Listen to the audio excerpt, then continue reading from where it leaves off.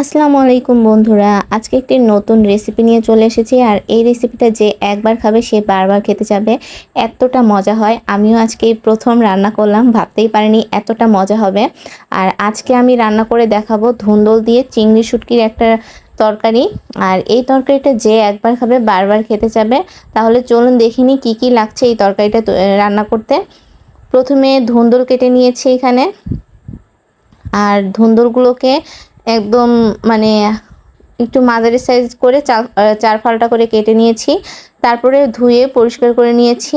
আর নিয়েছি এখানে হচ্ছে চিংড়ি শুটকি। আর এই চিংড়ি শুটকিটা দিলে যে এতটা মজা হয় তরকারিটা, যেটা বলার বাহিরে। আর এই তো চিংড়ির শুটকিটাকেও ভালো করে ধুয়ে পরিষ্কার করে নিয়েছি, যেন বালি না থাকে সেভাবে ধুয়ে নিতে হবে।